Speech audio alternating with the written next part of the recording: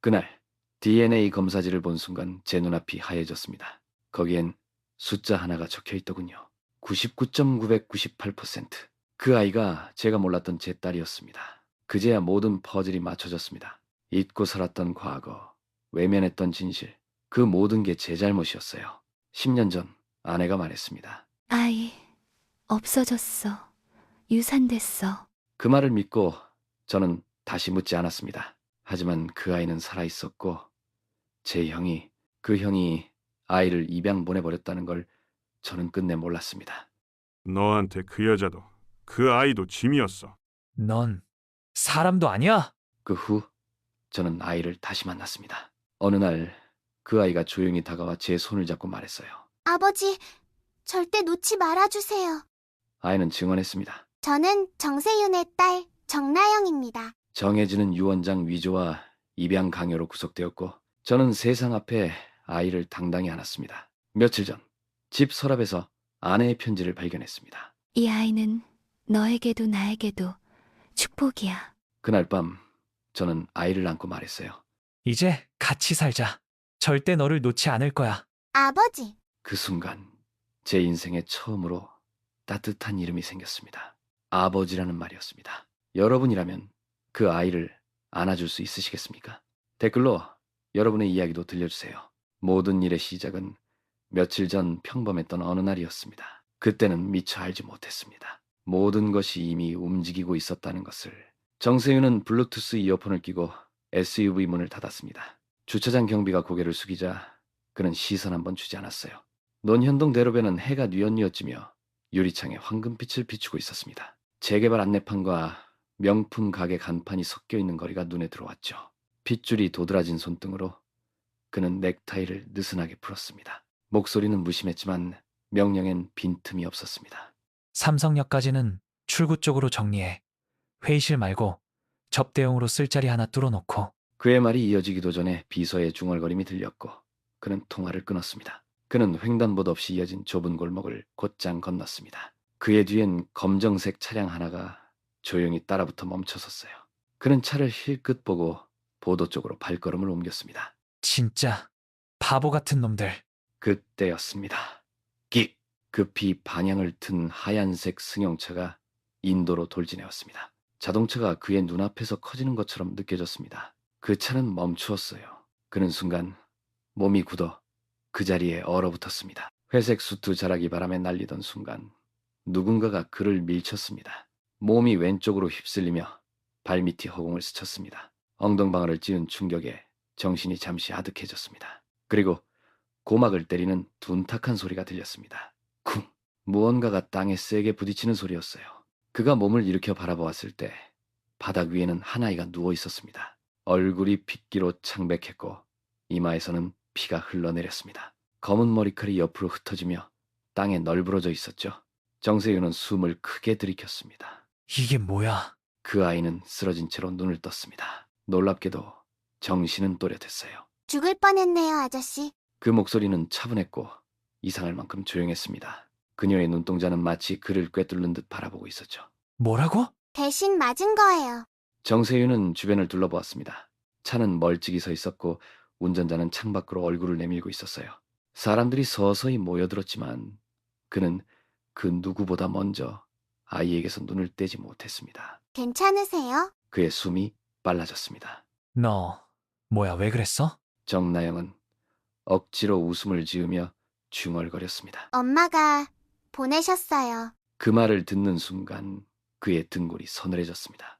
바닥에는 피가 퍼지고 있었고 그 위에 누워있는 작은 아이의 모습이 너무도 조용하게 보였죠. 그 아이의 웃음소리가 이상하게 얼굴에 남았습니다. 그는 말없이 고개를 돌렸습니다. 멀리서 구급차 사이렌 소리가 점점 가까워지고 있었습니다. 그의 표정에는 알 수 없는 그림자가 드리워져 있었어요. 가벼운 뇌진탕이에요. 다행히 큰 이상은 없고 당분간 멍이 조금 남을 수 있어요. 정세윤은 병실 문 앞에 기대 서 있었습니다. 팔짱을 낀 채 흰 벽과 무표정한 간호사의 말을 흘려듣듯 바라보고 있었죠. 보호자분 되시죠? 아이가 가족 연락처를 전혀 말하지 않아서요. 혹시 아는 친척분이나 연락처 있으세요? 정세윤은 잠시 말이 없었습니다. 그럼 일단 보호소에 연계해야 하는데요. 응급치료비 정산은 간호사는 난처한 표정으로 수첩을 들었습니다. 정세윤은 고개를 저었습니다. 그런 거 없어요.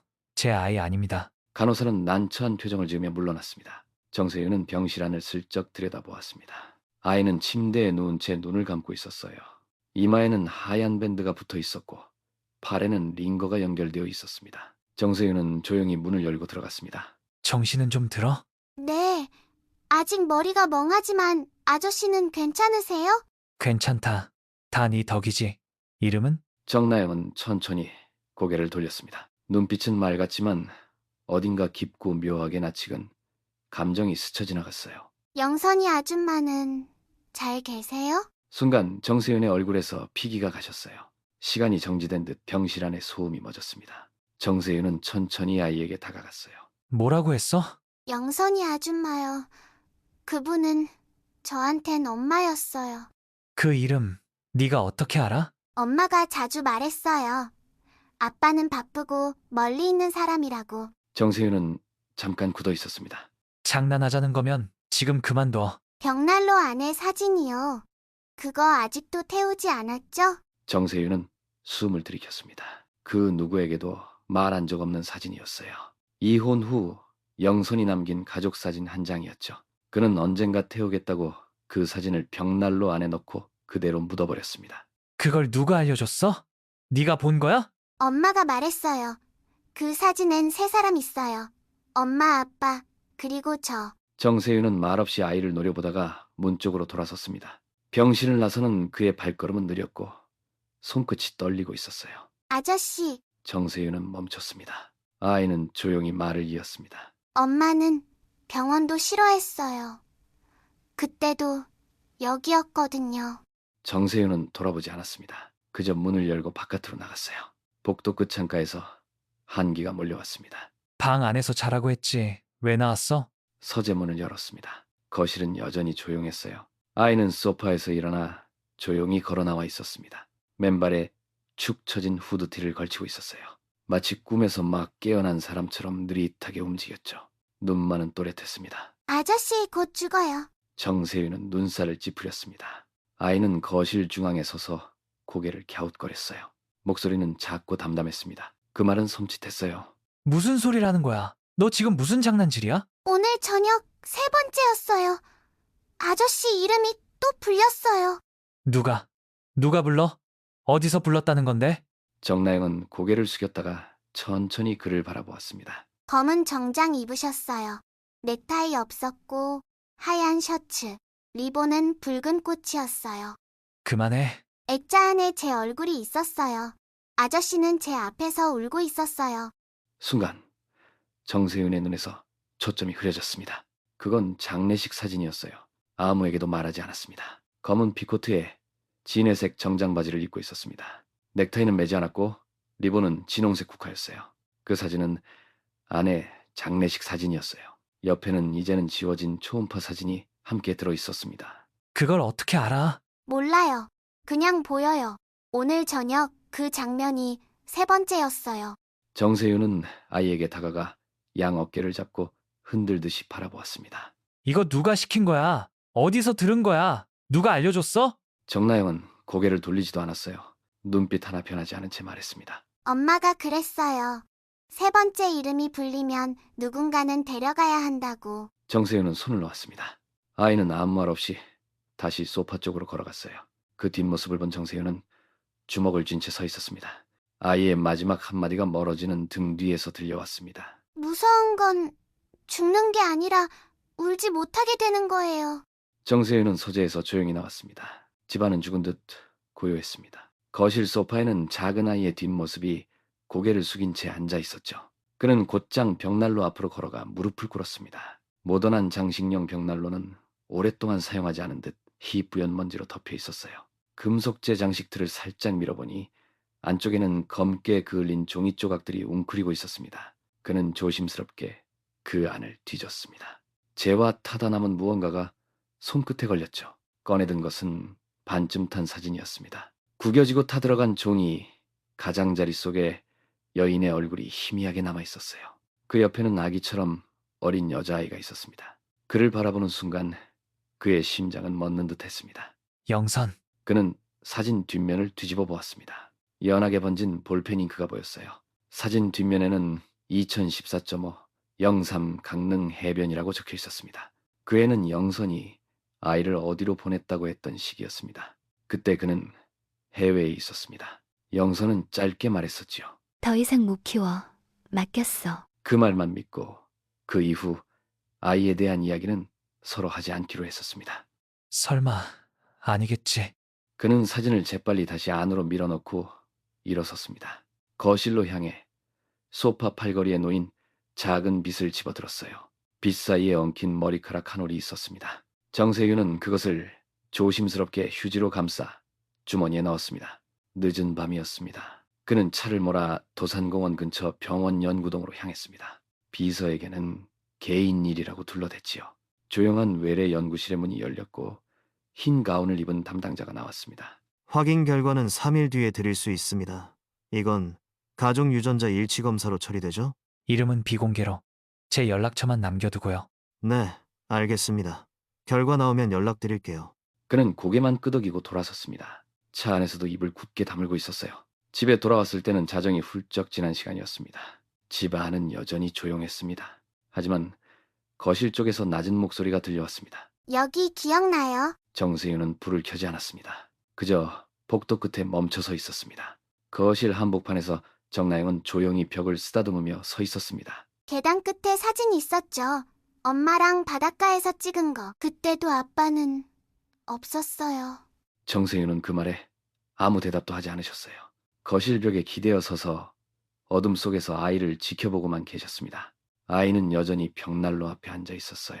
두 손으로 조심스럽게 사진을 쥐고 타담한 종이의 가장자리를 손끝으로 어루만지더군요. 이 사진 엄마가 자주 꺼내봤어요. 밤마다요. 정세윤은 천천히 거실로 걸어 나오셨습니다. 아이의 등 뒤로 내려다보니 벽난로 불빛이 사진을 살짝 비추고 있었어요. 사진은 그가 알던 그 모습과 같았죠. 아내와 그리고 어린 여자아이의 얼굴이 보였습니다. 고개를 숙여 더 가까이 들여다보니 그 아이의 이마선과 눈매가 이상할 만큼 익숙했습니다. 이 사진을 본 적이 있다고? 엄마는 이걸 베개 밑에 숨겨놨어요. 아무도 못 보게. 가끔 울면서 꺼내보셨어요. 정세윤의 손끝이 굳어지셨습니다. 그 버릇을 자신만 알고 있다고 생각하셨던 모양입니다. 영선은 편지든 사진이든 남에게 들키기 싫은 건 꼭 베개 밑에 넣곤 하셨죠. 누가 만지면 곧바로 예민하게 반응하셨습니다. 그런 사소한 기억조차 이 아이는 알고 있었네요. 그건 네가 어떻게... 엄마가 보여줬어요. 아주 조용한 밤에만요. 정세윤은 아이 옆에 앉지 못하시고 한 발짝 떨어진 곳에 멈춰서 계셨습니다. 사진은 이제 아이의 무릎 위에 올려져 있었고 손바닥으로 조심스럽게 누르고 있었어요. 그 사진 엄마가 너한테 직접 줬어? 아니요. 그냥 그때처럼 여기 있었어요. 그때처럼? 이 집, 이 벽난로 앞에 예전에도 앉아본 적이 있어요. 기억이 뿌옇긴 한데 따뜻했어요. 정세윤의 가슴이 묘하게 조여왔습니다. 그날 아무 일 없던 것처럼 출근하고 아무 감정 없이 돌아오던 날들이 떠올랐죠. 그 사이 영선이 이 아이를 데리고 이 집에 데려왔다는 생각이 서늘하게 지나갔습니다. 너 혹시... 정세윤은 말을 잇지 못하시고 결국 입을 다물었어요. 아니다. 그냥 괜한 말 했다. 아이의 눈동자가 조용히 그를 바라보았습니다. 정세윤은 그 시선을 견디지 못해 고개를 돌리시고 다시 서재로 발걸음을 옮기셨어요. 문턱에 이르렀을 때 아이의 작은 목소리가 다시 들렸습니다. 아빠는 그때도 이렇게 멀리 있었어요. 결과지 여기 있습니다. 문의사항은 없으시면 서명 후 가져가셔도 됩니다. 정세윤은 고개를 끄덕였을 뿐입니다.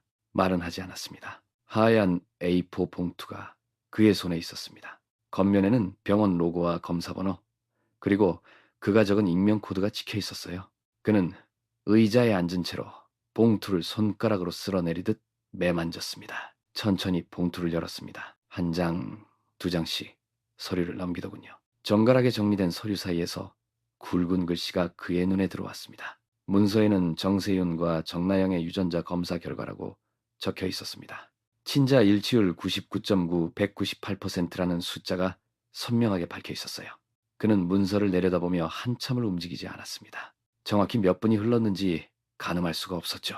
눈앞에 보이는 숫자는 간결하면서도 아주 냉정했습니다. 말 한마디보다 더 단호한 확정이었어요. 이게 다 뭐야? 목소리는 아주 낮았고 입안에서 굴러나오는 소리 같았습니다. 99.998. 입가가 일그러졌지만 웃음은 아니었습니다. 그는 뒷장을 넘기며 같은 문장들이 반복된 것을 확인했습니다. 오차 범위는 플러스 마이너스 0.2%, 검사 신뢰도는 99.99%였어요. 어디를 보아도 아닐 수도 있다는 구멍은 없었습니다. 왜 지금이야? 왜 이제야? 그는 머리를 감싸쥐고 등을 기대려다 멈추었습니다. 의자 등받이에 몸이 닿는 순간조차 부담스러워 보였어요. 10년이면 그 시간 동안 난 뭐 한 거지? 손끝이 떨렸습니다. 그는 천천히 결과지를 접어 다시 봉투 안에 넣었습니다. 곱게 접었지만 봉투 가장자리가 미세하게 구겨졌죠. 그래도 아직은 안 돼. 그 혼잣말에 스스로도 숨이 막히는 듯했습니다. 아이에게 이 사실을 말할 수는 없었습니다. 그 아이는 무엇을 알고 이 집에 왔는지 아직 아무것도 모를 테니요. 넌 대체 뭘 알고 나타난 거냐? 그는 자리에서 천천히 일어나 봉투를 품에 넣었습니다. 창없는 상담실을 나서며 잠깐 뒤를 돌아봤습니다. 형광등 아래 아무도 없는 회색 상담실이 그대로 남아 있었습니다. 여길 내가 왜 다시 온 거지? 차를 세워내린 세윤은 발 아래 자갈 소리에 잠시 멈춰섰습니다. 어느새 잊은 줄 알았던 장소였네요. 서울 외곽의 재개발 예정지였습니다. 10여 년 전 아내와 함께 첫 신혼을 시작했던 곳이었어요. 한때 단정했던 출입구는 녹슨 철문으로 잠겨 있었습니다. 그 사이사이 잡초가 허리를 넘게 자라 있었죠. 그땐 여기가 나름 깨끗했었는데. 멀찍이 보이는 아파트 외벽에는 철거 예정이라는 붉은 글씨가 스프레이로 크게 쓰여 있었습니다. 창문은 대부분 깨져 있었고 곳곳엔 비닐 쓰레기와 빈 병이 흩어져 있었어요. 그는 무너진 벽 틈을 따라 천천히 걸었습니다. 누군가 남겨둔 듯한 낡은 가전제품들이 보였고요. 젖은 담배꽁초들이 널려 있었습니다. 그리고 계단 및 시멘트 벽 사이에 처박힌 무언가가 그의 발을 멈추게 했습니다. 유모차? 그는 조심스럽게 다가갔습니다. 덮개는 반쯤 찢어져 있었고 먼지가 두텁게 쌓여있는 유모차 안에는 분홍빛 담요가 접힌 채 놓여 있었습니다. 곰팡이가 핀 듯한 얼룩이 가장자리를 덮고 있었어요. 그 옆에는 누렇게 변색된 유아용 털모자가 있었고요. 그리고 작은 양말 한 짝이 있었습니다. 이걸 왜 여기에 숨겼지? 손끝으로 담요를 살짝 들자 비닐봉투 안에 접힌 아기용 손수건이 나왔습니다. 손수건에는 세탁 후 햇볕에 말릴 것이라는 글씨가 흐릿하게 보였어요. 영선, 너 대체 뭘 한 거야? 그는 유모차 앞에 조용히 쪼그려 앉았습니다. 유산이야. 더 말하지 마. 하지만 이것은 누군가를 위해 준비했던 물건이었습니다. 그저 산 것이 아니라 누군가를 안고 밀고 다닌 흔적이 남아 있었어요. 거짓말이었구나. 그의 눈에 스치는 과거의 단편들이 떠올랐습니다. 병원에서 돌아온 영선이 처음으로 밥을 먹지 않던 날이 있었습니다. 베란다 창문을 오래도록 바라보며 말이 없던 날들이 있었고요. 그리고 밤마다 방문을 잠그고 한참을 울던 소리가 들렸습니다. 말을 했어야 했습니다. 아니네요. 내가 그걸 물어봤어야 했습니다. 그는 이 말을 짚고 한 손으로 털모자를 움켜쥐었습니다. 작은 그 물건이 온몸을 무겁게 짓누르기 시작했어요. 그는 한참을 말없이 앉아 있었습니다. 마침내 털모자를 유모차 안에 다시 넣고 담요를 곱게 덮었습니다. 다시 알아봐야겠다. 이제는 끝까지 이리 와보렴. 거실의 조명이 낮게 깔려 있었습니다. 정세윤은 커피잔도 치우지 않은 채 탁자 건너편 의자에 앉아 있었습니다. 정나영은 조용히 걸어와 맞은편에 앉았어요. 두 사람 사이 대리석 테이블 하나가 묵직하게 흐름을 막고 있었습니다. 너 정말 내 딸이니? 정면에서 묻는 말이었습니다. 정나영은 대답하지 않고 잠시 시선을 피했다가 천천히 고개를 끄덕였어요. 그럼 그동안 아무도 널 찾지 않았다는 건 무슨 뜻이냐? 그게 저도 모르겠어요. 왜 아무도 절 안 찾았는지, 왜 엄마는 끝까지 말을 안 했는지도. 정세윤은 탁자 위를 내려다봤습니다. 그 위엔 아무것도 없었지만 손가락 끝이 떨리는 게 느껴졌어요. 그럼 넌 어디서 자랐니? 누가 널 키웠던 거야? 파주에 있는 무당집이요. 거기서 신 받았어요. 처음엔 제 몸에 귀신이 들었대요. 근데 그게 자꾸 저를 끌고 가려 했어요. 급한 준비하다가 도망쳤어요. 강화도 바닷가에서 열린 굿이었는데 거기 있으면 제가 죽을 것 같았어요. 정세윤은 아이를 바라보다가 고개를 떨궜습니다. 그래서 그 어린애가 혼자 도망을? 엄마는 죽기 전에 그랬어요. 아빠는 돈 많고 잘난 사람이지만 마음이 참 무겁다고. 근데 그게 무슨 뜻인지는 저도 몰라요. 정세윤의 손이 탁자 아래에서 움켜쥐었다 펴졌습니다. 그 말 정말 네 엄마가 한 말이니? 네, 병원에서 마지막으로 숨이 넘어가기 직전에요. 그 말 하고 제 손 꼭 잡고 아빠는 널 찾지 못한 게 아니라 못 찾은 거라고 했어요. 그때까지만 해도 전 그냥 버려진 줄 알았거든요. 근데 그 말을 듣고 조금은 덜 미워졌어요. 정세윤은 자리에서 일어나려다 멈췄습니다. 한 걸음도 떼지 못하고 다시 주저앉았어요. 내가 널 버렸다고 생각했니? 그 침묵이 오히려 모든 대답처럼 들렸습니다. 누가 그런 말을 했는진 몰라도 난 너를 안 본 적도 기억에서 지운 적도 없다. 근데 왜 안 찾았어요? 사진까지 있었잖아요. 벽난로 안에 숨긴 그 사진. 저기 있는 저 엄마랑 같이 찍힌 그때 그 아이 접니다. 정세윤은 숨을 깊게 들이쉬었습니다. 잠시 눈을 감은 그는 떨리는 목소리로 말을 꺼냈습니다. 그래, 그건 내가 잘못한 거다. 그 꼬맹이 이름이 뭐랬지? 나영? 밤 10시 서초구의 고급 빌라였어요. 대리석 바닥 위로 크리스털 잔이 부딪히는 소리가 날카롭게 퍼졌습니다. 정혜진은 한 손에 위스키 잔을 든 채 다른 손으로는 노트북 화면을 넘기고 있었습니다. 화면에는 정세윤 명의의 자산 목록과 법인 등기부 등본, 부동산 거래 내역서가 펼쳐져 있었어요. 애 하나 갑자기 데려온다더니 그냥 길에서 주워온 건 줄 알았는데. 그는 소파에 등을 기대고 휴대폰을 집어들었습니다. 통화 상대는 조카 정도훈이었어요. 세윤 삼촌이 요즘 뭐 하고 다니는지 알아봤냐? 네, 요즘 애 데리고 다닌다는 말 있던데요. 초등학생쯤 되는 여자예요. 아니, 세윤이 갑자기 애를 왜 데리고 다녀? 소문에는 혹시 딸 아니냐는 얘기도 있어요. 정혜진은 아무 말도 하지 않았습니다. 잔을 내려놓고 노트북 화면을 다시 켰어요. 유전자 검사, 상속, 친자 확인 같은 단어들을 검색창에 입력해 보았습니다. 그럼 우리한테 올 게 없어진다는 말이네. 그는 깊게 숨을 내쉬더니 곧바로 전화기를 집어들고 번호를 눌렀습니다. 이 실장, 다음 주 법무팀 회의 자료 복사해놨지. 회계팀 자료도 같이. 예, 회장님. 근데 이건 세윤 대표님 사적인 자료인데. 내 동생 일은 내 일이지. 그 아이 뭐 하는 애인지 자료 좀 모아. 혹시 정신과 진단 같은 거 있었는지도 알아봐. 이상한 소리 자꾸 한다는 말 돌게 해. 언론도 움직여볼까요? 그렇지. 요즘 SNS나 온라인 기사 하나 터지면 사람 이미지가 우스워지니까. 정 회장, 무섭게 아이와 동거 중. 제목은 그 정도면 되겠지. 알겠습니다. 전화를 끊은 뒤 정혜진은 혼잣말처럼 중얼거렸습니다. 그깟 아이 하나 때문에 내가 20년 쌓은 판을 망치게 둘 순 없지. 그는 소파 맞은편 책상 위에서 서류 하나를 꺼내 들었습니다. 서류에는 정세윤 자산 추정 총액이 약 1236억 원이라고 적혀 있었어요. 이걸 내 자식한테 물려줄 수 있는 기회인데 한낱 무당집에서 자란 애한테 뺏긴다고.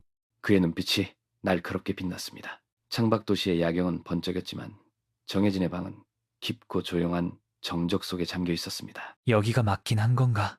차창 너머로 펼쳐진 풍경은 현실감이 없을 정도로 고요했습니다. 파주시 외곽, GPS도 닿지 않는 험한 비포장도로 끝자락이었습니다. 이름조차 없는 마을이었어요. 뻘밭 옆 황토로 바른 낮은 담장 너머에는 기와지붕 집 한 채가 외따로 앉아있더군요. 현관 앞에는 오래된 솥대 2개와 그 사이에 놓인 조그만 재단이 있었습니다. 풍경도 나무도 바람도 모두 말이 없었어요. 문 앞에서 주춤거리던 정세윤은 조용히 손을 뻗어 문을 두드렸습니다. 그 순간 안쪽에서 느릿한 목소리가 들려왔지요. 열려 있어.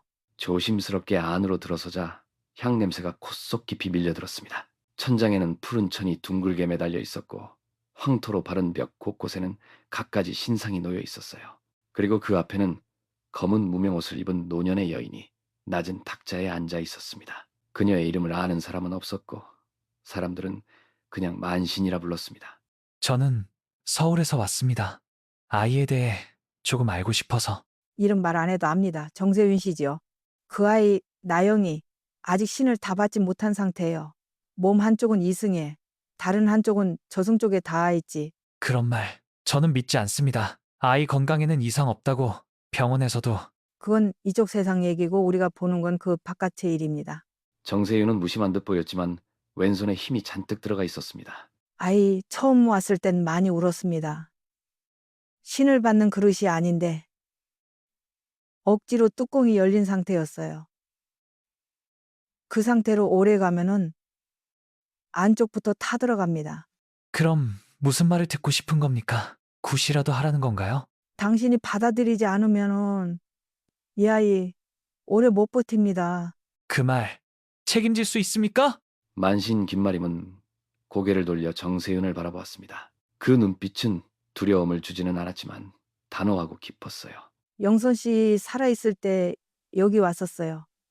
문 열자마자 엎드려 울었어요. 그 사람은 날 모른 채 하고 애는 지워버렸어요. 그 말 아직도 생생합니다.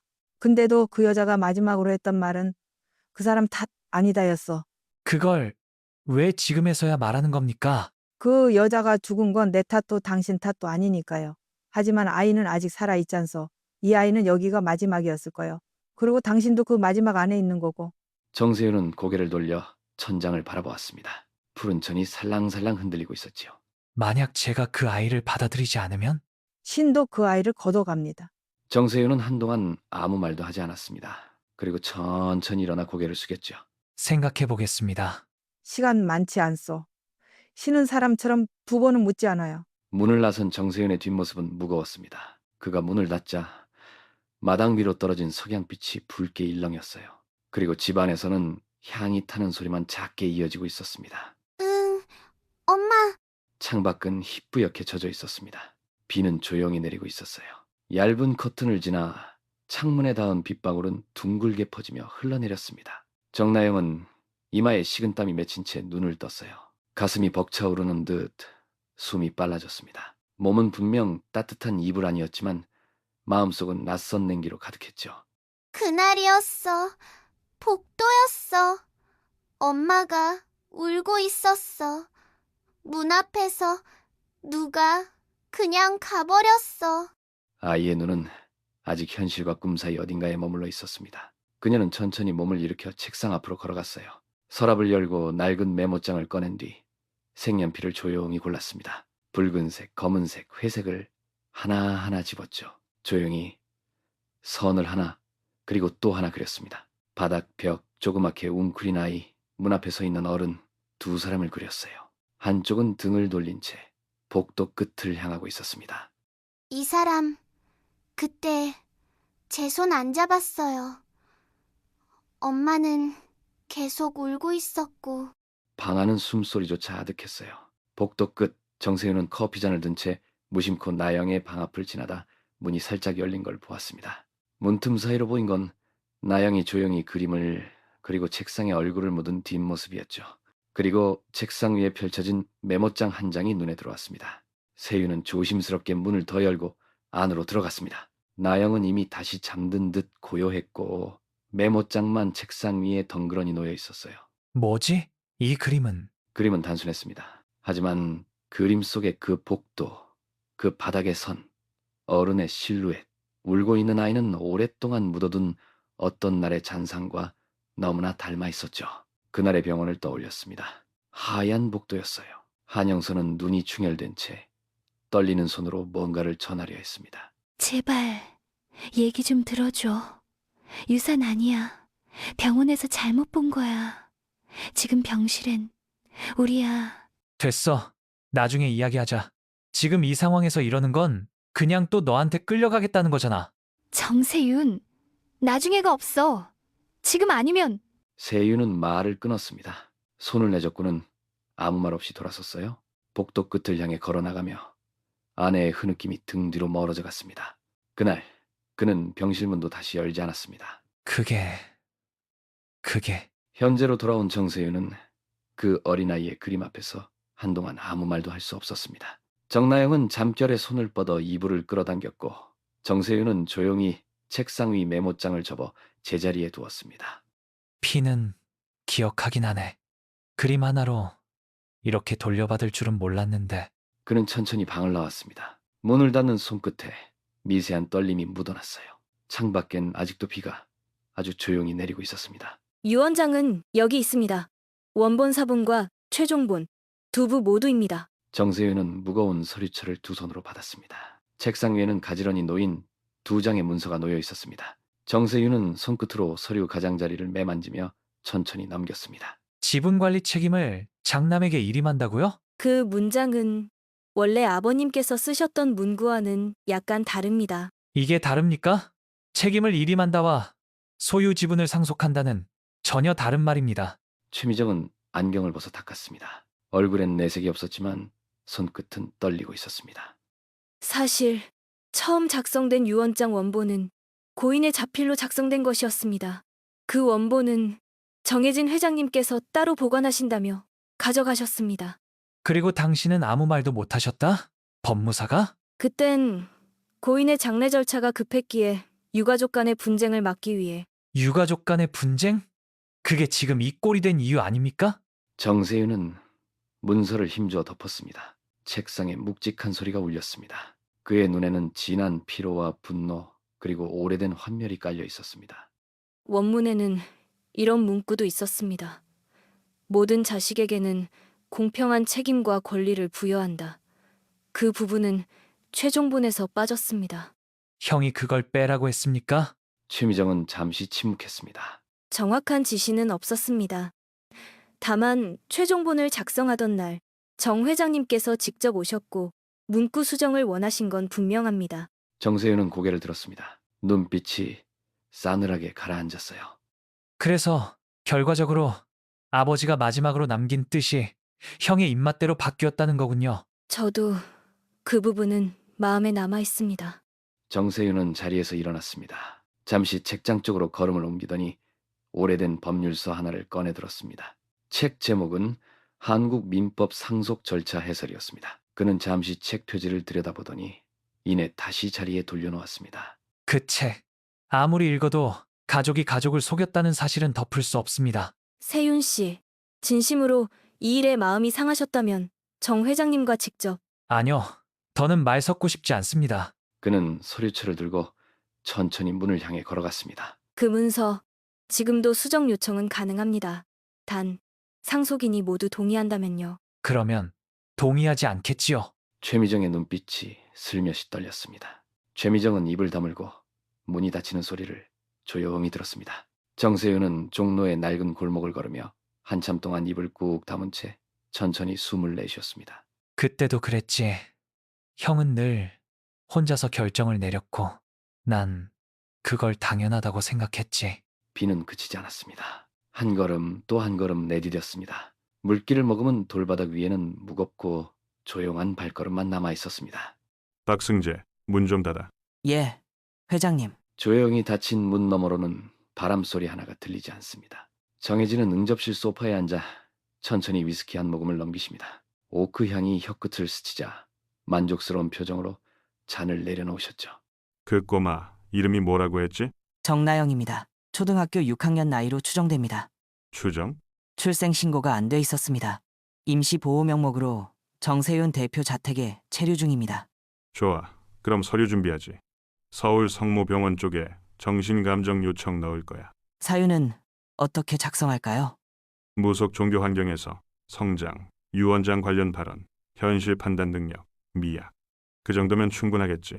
박승재는 말없이 고개를 끄덕이십니다. 정혜진은 천천히 자리에서 일어나 서재로 향하셨습니다. 벽면 전체를 채운 책장 사이에 작은 금고를 열고 봉투 하나를 꺼내십니다. 봉투 안에는 기자 명단이 정리되어 있었습니다. 이건 사회부 쪽이다. 한지민한텐 전직 무속인 손녀, 대기업 상속 노려, 그 제목으로 기획하라 전해. 명예훼손 논란은? 기사는 제보에 따르면 이라고 시작하면 된다. 우린 절대 이름 안 박힌다. 알겠어? 예, 회장님. 정혜진은 유리창 박야경을 바라보며 입꼬리를 비뚤게 올리십니다. 세윤이는 감정에 휘둘리는 놈이지. 이런 식으로 몰아붙이면 결국 포기하게 돼. 잠시 침묵이 흐릅니다. 그 침묵을 깨듯 정해지는 과거를 떠올리며 중얼거리십니다. 그 애가 대학 미술과 간다고 했을 때 아버지는 내 눈앞에서 망치로 책상을 내려쳤지. 이 집안에서 그림 그리는 놈이 어딨어 하면서. 그는 비식 웃으셨습니다. 그때 세윤이는 짐 싸들고 미국 가버렸고 그 모든 빚, 그 난장판을 내가 다 정리했어. 어떻게든 회사를 살렸고 가문 체면도 세웠지. 그래서 그때 회장님이 그래서 내가 상속을 받는 게 정당한 거야. 아버지도 결국 그렇게 생각해서 유언장을 바꾼 거고. 하지만 그건 고인의 진심이었을까요? 진심 같은 게 어디 있나. 남는 건 서류뿐이야. 그의 목소리는 단호했고 손끝은 냉정하셨습니다. 정혜진은 다시 자리에 앉아 박승재를 똑바로 바라보십니다.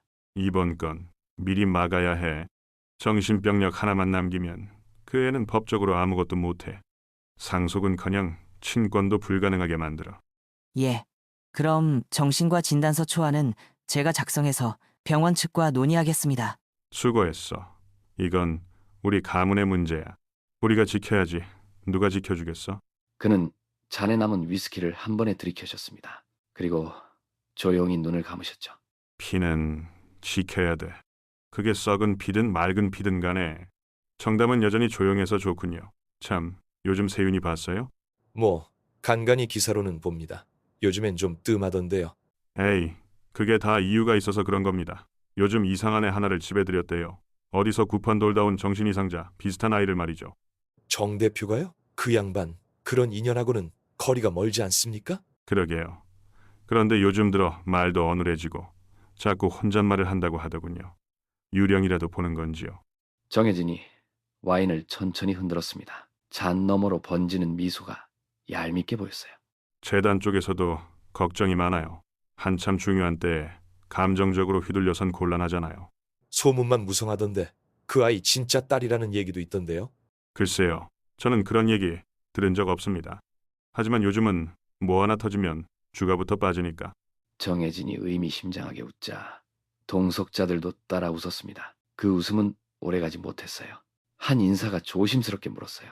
그런 식이면 혹시 유 원장이 바뀔 가능성도? 유 원장이요? 그건 아버지 뜻에 따라 이미 정리된 거 아닙니까? 물론 누가 뒤늦게 끼어들지 않으면요. 그 시각 논현동 자택에서는 고요함이 더 진하게 감돌고 있었습니다. 정세윤은 서재에 앉아 정면의 책장 대신 노트북 화면을 바라보고 있었어요. 포털 메인에는 이미 정세윤 대표 숨겨진 딸이라는 제목의 짧은 기사들이 떠 있었습니다. 댓글은 이미 도를 넘고 있었죠. 아니, 초등학생이 상속자라고? 그럼 정혜진 회장이 맞네. 애는 어디서 굿하다 주워왔대? 미쳤다.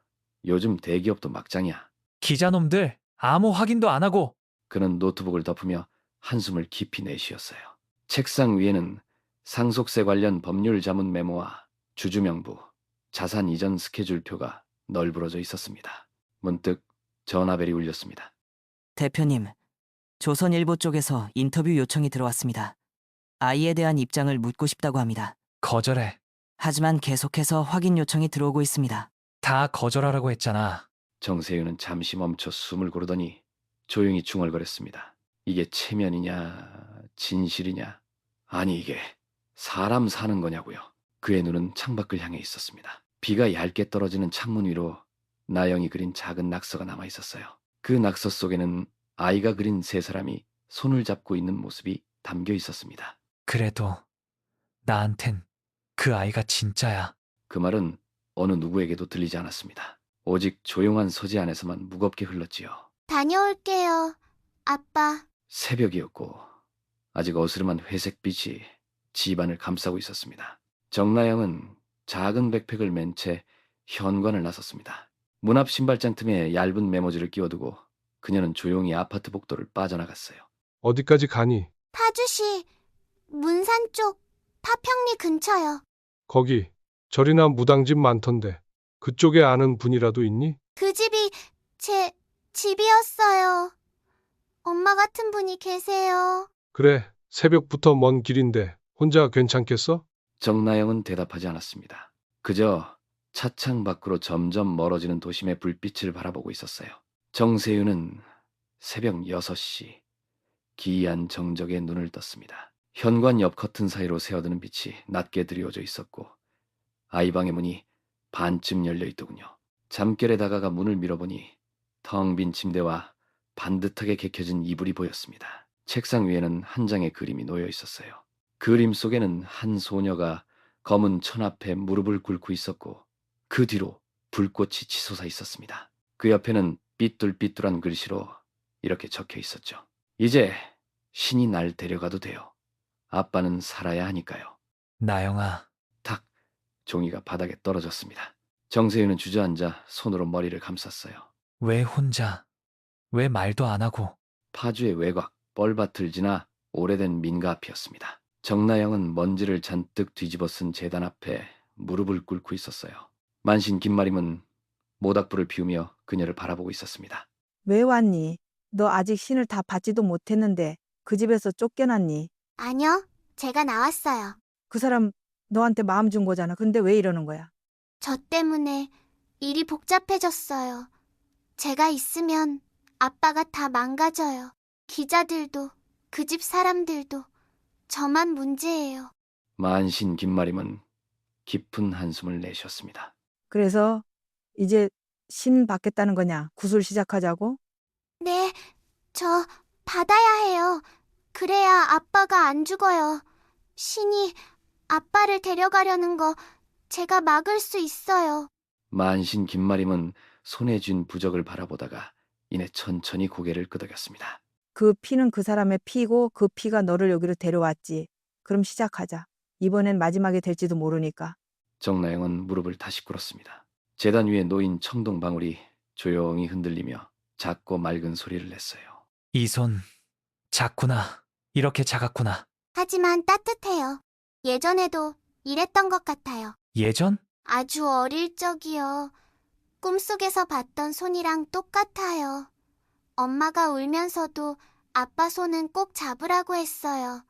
그 손은 나를 절대 안 놓을 거라고. 그래. 절대 안 놓을게. 정나영은 눈을 감고 정세윤의 손에 뺨을 살짝 비볐습니다. 정세윤은 고개를 숙여 아이의 얼굴을 오래 바라보았어요. 그 순간 마음속에 오래 박혀있던 의심과 두려움이 하나둘씩 풀려나갔습니다. 아이는 받기로 했습니다. 내일 새벽 해 뜨기 전 구술할 겁니다. 그때까지 아무도 이 아이 곁을 떠나선 안 돼요. 굿이라는 게 그냥 형식 아닙니까? 진짜로 아이가 아픈 건 병원에서 그럼 병원에서 해결할 수 있으면 당신 딸이 여기까지 오지도 않았어요.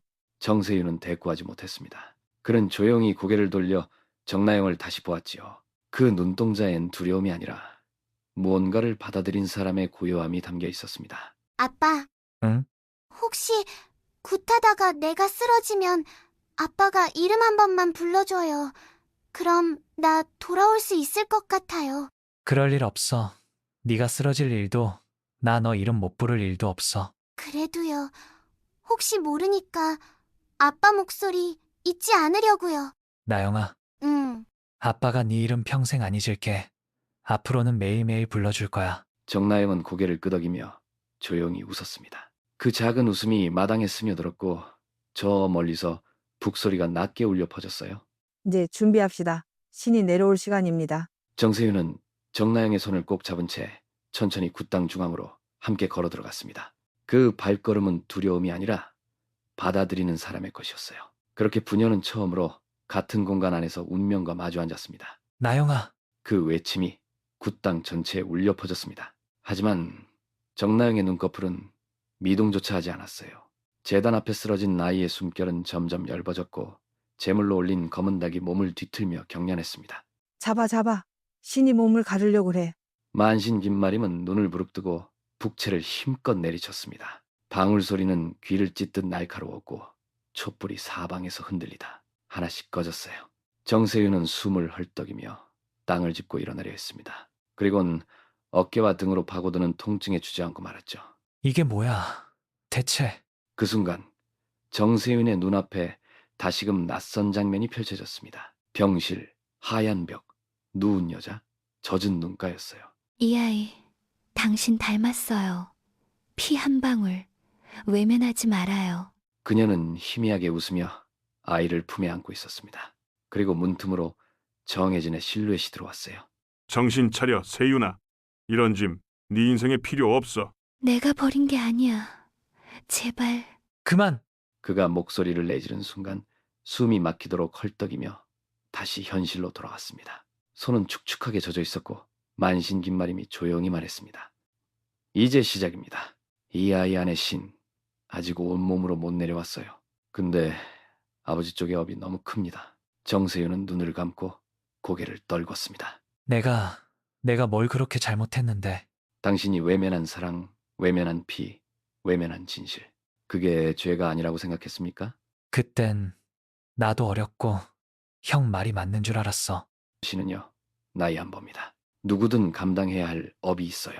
정세윤은 떨리는 손으로 정나영의 손등을 쥐었습니다. 작고 여린 손이었는데 너무 차가웠어요. 딸이야. 이 아이, 내 딸이야. 만신 긴말임은 천천히 고개를 끄덕였습니다. 그제야 문이 열릴 겁니다. 자, 이제 아버지가 직접 불러요. 이름을. 정세윤은 입술을 깨물었습니다. 평생 단 한 번도 불러본 적 없는 이름이었지만 이제 도망칠 수 없었어요. 나영아. 순간 바람이 굿땅을 휘감더니 꺼졌던 촛불 하나가 다시 타올랐습니다. 정나영은 미세하게 손가락을 움직였고 그의 손을 느슨하게 잡아당겼어요. 아빠? 정세윤의 눈동자가 흔들렸습니다. 그래, 아빠야. 아빠가 왔어. 그날 밤 강화도 굿땅 위로 별 하나가 유난히 밝게 떠 있었어요. 정나영의 손을 쥔 채 정세윤은 숨소리조차 낮추며 아이의 얼굴을 바라보았습니다. 불빛 아래 드리운 그림자가 길게 흔들리고 있었어요. 아빠, 울어요? 울지 않았다. 눈은 안 울어도 마음이 울고 있잖아요. 정세윤은 천천히 고개를 들었습니다. 아이의 눈이 마주쳤습니다. 그 눈 안에는 나이답지 않은 깊은 정적과 세상에서 가장 오래된 질문이 담겨 있었어요. 그날 왜 아무 말도 안 했어요? 병원에서 엄마랑 싸웠던 날이요.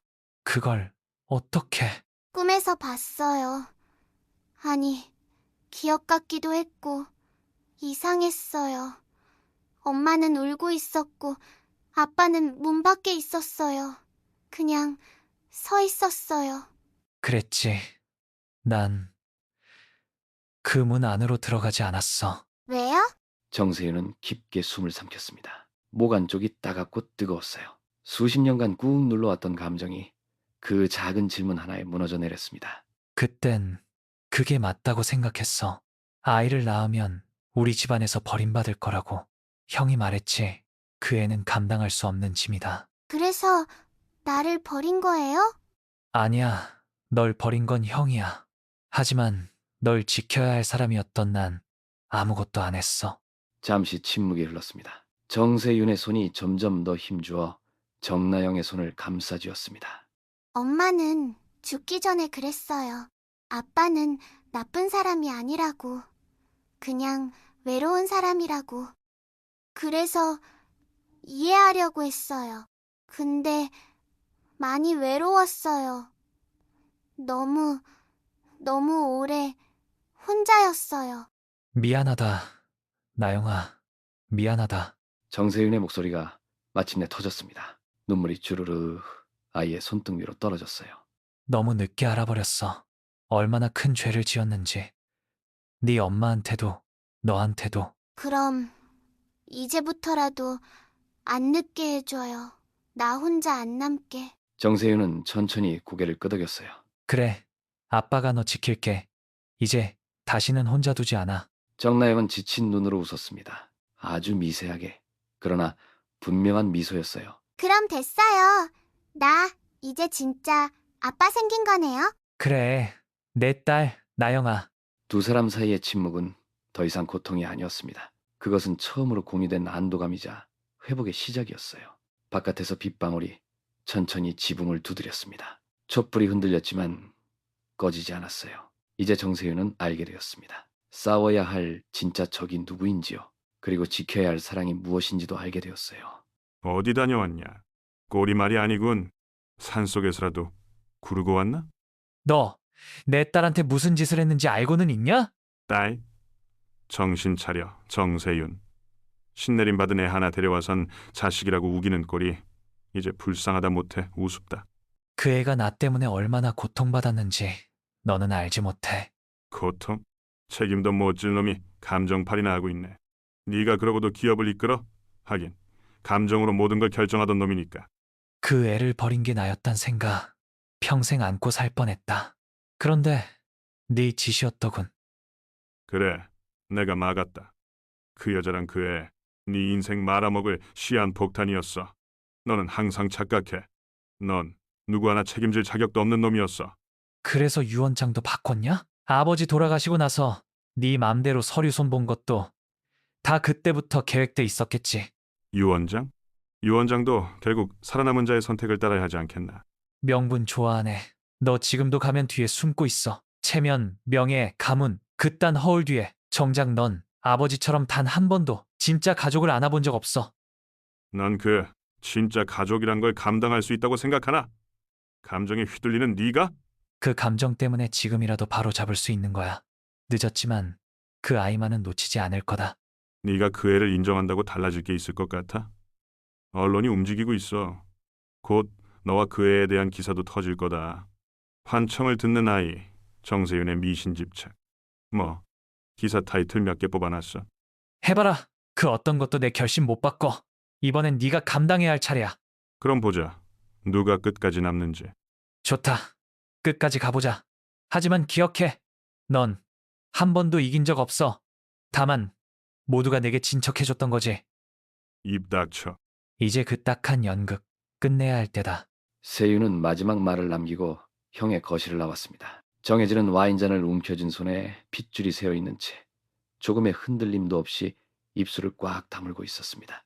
그런데 고요한 거실 한가운데서 깨진 잔 사이로 붉은 와인이 톡톡 떨어져 흘러내리네요. 엄마, 아빠, 낮게 읊조리는 소리가 어둠을 깨웠습니다. 석양이 비스듬히 드리운 논현동 자택의 작은 방이었어요.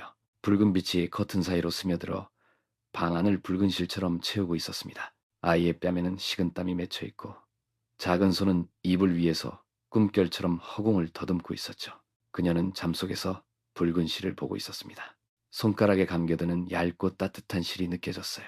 그 실은 손끝에서 뻗어나가 누군가의 손에 닿았습니다. 그 사람은 정세윤이었습니다. 한때는 낯설었던 남자였지만 이제는 아빠였지요.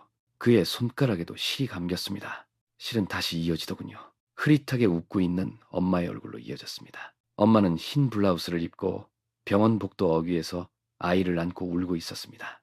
그 실은 그녀의 눈물을 따라 흐르고 다시 아이의 가슴으로 돌아왔어요. 이 실은 끊어진 적이 없었구나. 소녀는 조용히 눈을 뜹니다. 아직 세상은 붉고 바깥의 새들은 먼 빛을 따라 날아가고 있었어요. 나영은 이불을 걷고 일어나 책상 쪽으로 향합니다. 그 위에는 풀, 가위, 붉은 실, 뭉치, 크레파스가 가지런히 놓여 있었습니다. 그녀는 벽을 향해 종이를 한 장 한 장 붙였습니다. 이어붙인 종이 위에 사람들을 그립니다. 엄마, 아빠, 그리고 자신, 그리고 붉은 실을 한 가닥 꺼내 세 사람의 손가락을 이었어요. 테이프 위에 살짝 눌러 고정했습니다. 작업을 마친 뒤 조용히 앉아 그림을 바라보고 있었습니다. 이건 우리가 떨어져 있어도 마음은 붙어 있다는 뜻이에요. 그때 방문이 조용히 열립니다. 정세윤이 문틈 사이로 방 안을 들여다보았어요. 아이가 그림을 그리는 모습을 멀리서 지켜보던 그는 그녀가 방을 비운 사이 조용히 안으로 들어왔습니다. 이건 붉은 실이 있는 세 사람의 모습이 보였습니다. 아내의 얼굴이 생전과 다름없이 정겹게 그려져 있었어요. 그의 손이 조심스럽게 종이를 쓰다듬었습니다. 이 실 네가 그린 거냐? 아니요, 원래부터 있었어요. 그냥 안 보였던 것뿐이에요. 정세윤은 한동안 말이 없었습니다. 방 안을 감도는 정적은 침묵이 아니라 감정의 무게로 채워져 있었죠. 그래, 그런 것 같구나. 끊어진 줄 알았는데 그냥 내가 눈을 감고 있었던 거였어. 나영은 고개를 끄덕입니다. 창밖의 붉은 하늘이 천천히 어두워지고 실의 그림자마저 벽에 길게 드리워졌어요. 그 붉은 실은 여전히 세 사람의 마음을 잇고 있었습니다. 정세윤 대표님, 변호인단 도착했습니다. 증인석 준비도 완료됐습니다. 좋습니다. 시작하죠. 법정 내부는 방청석이 이미 사람들로 가득했습니다.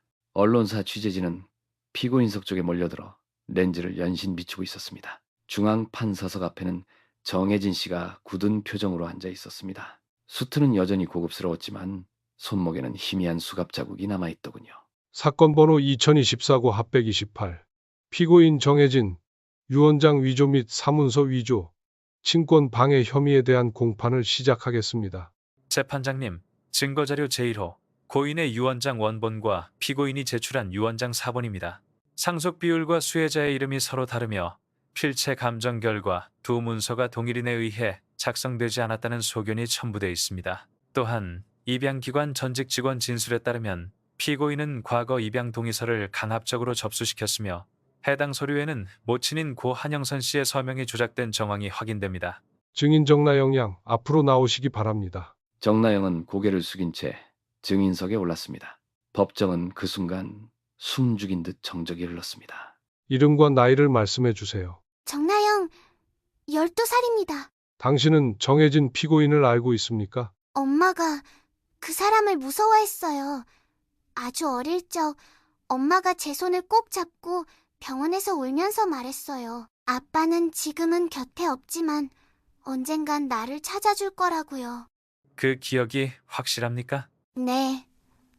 엄마는 늘 제게 사진을 보여주며 아빠는 좋은 사람이라고 했어요. 근데 그 사진 속 아빠 옆에 있던 이 아저씨는 병실에서 엄마를 억지로 끌고 갔던 사람이었어요. 방청석에서는 조용한 탄식이 흘러나왔습니다. 정세윤 씨, 본인 증언 준비되셨습니까? 정세윤은 천천히 자리에서 일어났습니다. 잠시 숨을 고른 뒤 증인석을 바라보았습니다. 저는 저 아이가 제 딸이라는 사실을 너무 늦게 알았습니다. 아버지의 유언장, 아내의 입양 동의서 모두 제 형 정혜진의 손에 의해 조작됐습니다. 저는 제 아이와 제 아내로부터 철저히 분리돼 있었습니다. 아무것도 모른 채였습니다. 피고인 정혜진, 이에 대한 변론 있으십니까? 쓸모없는 감정들입니다. 저 아이가 정세윤의 자식이든 아니든 상속 문제는 객관적으로 접근해야. 피고인, 진술은 간결하게 하십시오. 검찰의 구속영장 청구에 대해 심리한 결과 본 법원은 피고인 정혜진에 대한 사문서 위조, 유언장 조작, 친권 방해 등의 혐의가 상당 부분 소명되었다고 판단합니다. 이에 따라 피고인을 구속 수사에 처합니다. 피고인, 자리에서 일어나십시오. 이게 다 계획이었군. 세윤, 네가 날 이렇게 무너뜨리는군. 난 네가 망하길 원한 게 아니야. 네가 감췄던 진실이 아이를 죽일 뻔했다고. 모든 걸 갖고 싶으면서 정의로운 척은. 넌 모든 걸 가졌고 그걸 지키기 위해 사람을 망가뜨렸지. 정혜진 회장, 사문서 위조 인정하십니까? 입양 조작건에 대해 유감의 뜻 있습니까? 경찰들이 정혜진의 양팔을 붙잡고 그를 법정 밖으로 이끌어갔습니다. 수갑에 채워진 손은 굳어 있었고 어깨도 단단히 굳어 있더군요. 정나영이 천천히 아버지 곁에 섰습니다. 아빠, 무서웠어요? 그래, 무서웠어. 근데 네가 있어서 참았어. 정나영은 말없이 손을 내밀었습니다. 정세윤은 그 손을 꼭 잡았습니다. 우리 이제 진짜 가족이 돼보자. 제 이름은 정나영입니다. 법정 안이 고요했습니다. 마치 시간이 멈춘 것처럼 모두의 시선이 작은 증인석 위에 선 아이에게 쏠렸습니다. 편지를 읽으시겠습니까? 네, 우리 나영이. 이걸 읽을 땐 아마 엄마는 너 옆에 없겠지. 그 사람이 누군지도 모르고 컸을 너에게 미안해. 아빠는 너를 모른 채 살아왔지만 나쁜 사람은 아니야. 그냥 무서웠던 거야. 사랑하되 책임질 용기가 없었던 그런 사람. 하지만 지금은 달라졌을 거라 믿어. 가서 말해줘. 넌 그 사람의 아이고, 그 사람의 이름으로 태어난 아이라고. 나영은 조심스럽게 낡은 봉투를 꺼내 들었습니다. 종이 끝은 누렇게 바랬고 곳곳에 눈물 자국이 배어 있었어요. 정세윤은 눈을 질끈 감았습니다. 가슴을 꿰뚫는 한마디 한마디가 심장을 찌르듯 아팠습니다. 자신은 정말 아무것도 몰랐습니다. 아무것도. 이게 아빠 사진이에요. 엄마는 이걸 늘 베개 밑에 두고 주무셨어요. 전 그 옆에서 자랐고요. 멈춰. 엄마는 항상 그러셨어요. 언젠간 아빠가 널 알아볼 거야. 네가 누군지 알아줄 날이 올 거야. 그래서 기다렸어요. 본 법원은 정나영 양이 정세윤 씨의 친생자임을 인정합니다. 고 한영선 씨의 유언장, 유전자 감식 결과, 증언 내용 모두에 근거하여 정나영 양은 정세윤 씨의 법정 상속권자임을 판결합니다. 방청석에서는 숨을 죽이고 있던 사람들이 박수를 터뜨렸습니다. 어떤 사람들은 고개를 끄덕였고 어떤 사람들은 눈시울을 붉혔습니다. 정혜진은 고개를 돌린 채 이를 악물었습니다. 그러나 더 이상 반박할 여지가 없었죠. 정세윤은 천천히 자리에서 일어나 나영을 향해 걸음을 옮겼습니다. 나영아, 네, 아빠. 이제 아빠가 지켜줄게. 늦지 않았어요. 정세윤은 대답 대신 아이의 손을 꼭 잡았습니다. 그 손은 너무도 작고 따뜻했어요. 이름, 네 엄마 이름 절대 잊지 않겠다. 두 사람의 손이 맞닿는 순간 법정창 너머로 늦가을 햇살이 스며들었습니다. 오래도록 끊어졌던 실이 다시 이어지는 순간이었어요. 정리나 좀 해야겠다. 거실 구석에 쌓여있던 낡은 서랍장을 천천히 엽니다. 이 서랍, 영선이가 자주 열어보던 건데. 손수건과 라디오, 오래된 수첩이 흐트러져 있었습니다. 그 사이에서 묵직한 종이봉투 하나가 떨어졌습니다. 봉투에는 세윤에게라는 글씨가 적혀있네요. 뭐지 이건? 조심스럽게 봉투를 열어 접힌 편지를 펼칩니다. 종이는 오랜 세월의 흔적을 고스란히 담고 있었습니다. 세윤아, 이 아이는 우리 둘 모두에게 축복이야. 처음엔 무섭고 두려웠지만 너도 알 거야. 이 작은 생명이 우리에게 얼마나 큰 의미였는지. 나는 이 아이를 키우는 동안 너를 많이 원망했어. 하지만 동시에 늘 기다렸어. 언젠가 네가 이 아이를 안아줄 날이 올 거라 믿고 있었어. 이 아이가 아플 땐 네 손이 필요하고 이 아이가 울 땐 네 품이 필요해. 나 없을 때라도 제발 이 아이가 혼자라 느끼지 않게 해줘. 고맙고 미안하고 사랑했어. 그리고 지금도 널 믿어. 정세윤의 손이 떨립니다. 편지를 내려다보며 그의 눈가가 붉어집니다. 눈물이 서서히 흐르네요. 이렇게까지 나만 몰랐구나. 그 순간 조용히 거실로 걸어 들어오는 정나영이 보입니다. 정나영이 정세윤의 등 뒤에 서 있군요. 그게 엄마 편지예요? 정세윤이 눈을 닫습니다. 그래, 네 엄마가 남긴 마지막 말이야. 정나영이 조용히 다가와 정세윤 옆에 앉습니다. 엄마가 기다렸대요. 아빠가 절 안아줄 날을요. 정세윤은 한동안 아무 말도 하지 못합니다. 그러다 아이의 어깨에 조심스레 손을 올립니다. 늦었지만 이제부터는 안 놓을게, 나영아. 응, 아빠.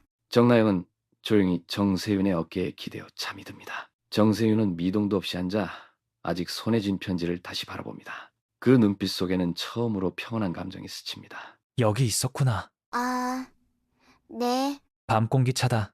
감기 걸리겠다. 괜찮아요. 바람 쐬고 싶었어요. 이 도시 참 복잡하지.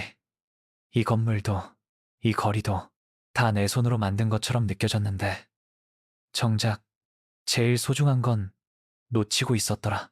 이제야 알겠다. 그동안 내가 얼마나 어리석었는지. 저도 아빠를 많이 미워했어요. 그가 조용히 말을 건넸습니다. 알아. 미워해도 돼. 미워해도 그래도 우리 같이 살자. 다시 시작하자. 정나영이 눈물을 글썽였습니다. 진짜 같이 살 수 있어요? 정세윤이 조심스레 손을 내밀었습니다. 그럴 자격이 있다면 해보고 싶다. 아빠로서. 정나영이 잠시 멈칫했습니다. 아버지. 정세윤이 울컥 목소리를 삼켰습니다. 나영아. 정나영이 조용히 안겼습니다. 늦게 와도 돼요. 그래도 와줘서 다행이에요. 이제 절대 놓지 않을게. 어떤 일이 있어도 널 버리지 않을 거야. 두 사람은 서로를 꼭 끌어안았습니다. 밤하늘 아래 도시의 불빛이 느리게 흐르고 있었습니다. 옥상 위정원에는 따뜻한 온기가 감돌았지요. 다음 날 아침, 건물 입구의 새로운 간판이 햇살을 받아 반짝이고 있었습니다. 회장님, 간판 설치 완료됐습니다. 정세윤이 간판을 바라보며 작게 미소를 지었습니다. 잘했어. 간판에는 정갈한 서체로 나영 빌딩이라고 쓰여 있었습니다. 정세윤이 고개를 끄덕였어요. 그 옆에서 정나영이 조용히 그의 손을 잡았습니다. 이거 제 이름이에요? 그래. 네 이름으로 시작하는 이 집, 우리 가족의 이름이다. 둘은 잠시 입구 앞에 서서 그 이름을 함께 바라보았습니다. 그리고 조용히 문 안으로 걸어 들어갔습니다. 몇 달 뒤 늦여름의 오후였습니다. 논현동 자택의 정원은 붉게 물들어 있었습니다. 작은 텃밭이 조성되어 있었고 정나영은 흙을 손에 묻히며 식물을 돌보고 있었습니다. 정세윤은 한쪽 벤치에 앉아 조용히 그녀를 바라보고 있었습니다. 어릴 적엔 이렇게 땅에 손대는 걸 싫어했지. 내 손엔 늘 계약서랑 수첩이 있었으니까. 여기 흙은요, 따뜻해요. 차갑고 딱딱한 도시에서도 이런 흙이 있다는 게 신기해요. 정세윤은 고개를 끄덕였습니다. 너 덕분이야. 예전엔 이 정원이 그냥 공간이었는데 이제는 살아있는 자리가 됐어. 사람도 똑같아요. 마음속에도 흙이 있대요. 거기에도 뭔가 심어야 자라나죠. 정세윤은 한참 말없이 생각했습니다. 나는 그 흙을 너무 오래 방치했어.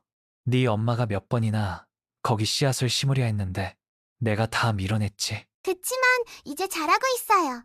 아빠가 물도 주고 햇빛도 줘서. 잠시 정적이 흘렀습니다. 풀벌레 소리와 멀리서 들려오는 도시의 소음이 어우러졌습니다. 아버지라는 말, 그 말이 이렇게 무거운 줄 몰랐다.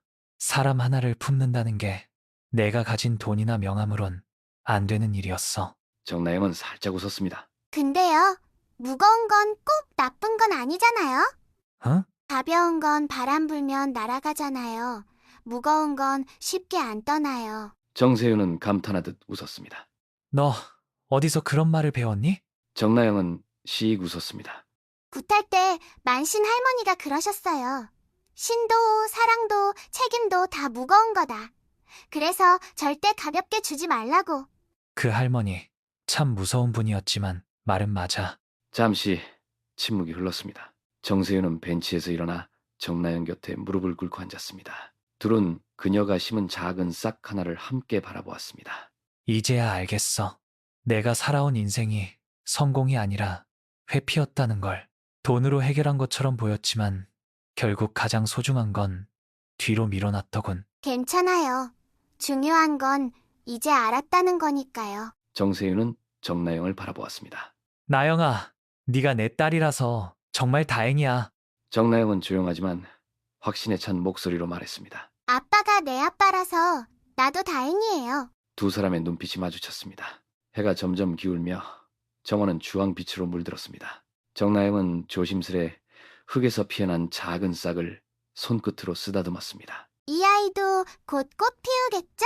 응, 시간이 조금 걸려도 반드시. 빛이 둘을 부드럽게 감싸는 듯했습니다.